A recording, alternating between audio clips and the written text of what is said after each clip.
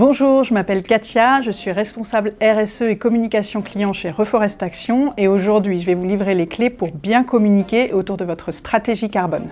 Le système de la contribution carbone volontaire, qu'on a appelé pendant longtemps la compensation carbone, c'est un levier essentiel à l'atteinte des objectifs de neutralité carbone globale à 2050. Pourtant, c'est un mécanisme qui a tendance à perdre de sa crédibilité auprès de nombreux acteurs, notamment à cause des mauvaises communications qui sont faites sur le sujet. Les entreprises, quand elles communiquent sur ce sujet de façon inadaptée, font ce qu'on appelle du greenwashing et ça a des conséquences très négatives sur leur image. Les entreprises ont un rôle très important à jouer dans la lutte contre le changement climatique, notamment via la contribution carbone volontaire.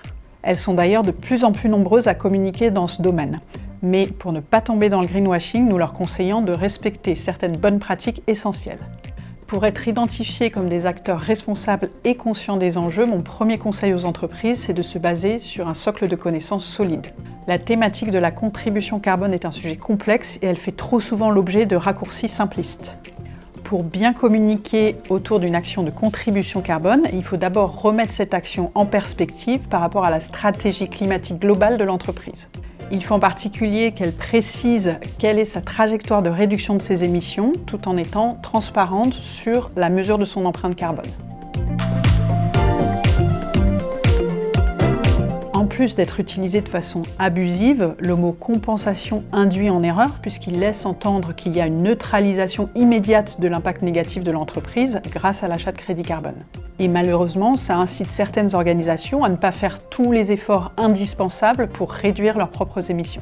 Cette vision erronée des actions nécessaires pour le climat a des conséquences importantes parce qu'elle ralentit la prise de conscience et aussi les efforts pour atteindre la neutralité carbone globale. Chez Reforest Action, nous encourageons les entreprises à privilégier cette notion de contribution parce que cette idée d'apporter une contribution pour le climat est à la fois plus collective et plus précise. Parler de contribution est aussi plus juste parce que quand une entreprise achète des crédits carbone, elle contribue à un projet utile pour le climat à la hauteur des financements apportés. Par exemple, elle peut soutenir le développement des puits de carbone en choisissant de soutenir un projet de restauration des écosystèmes forestiers. Mais attention, financer un projet certifié ne fait pas disparaître les émissions d'une entreprise et cela ne se soustrait pas non plus à son bilan carbone.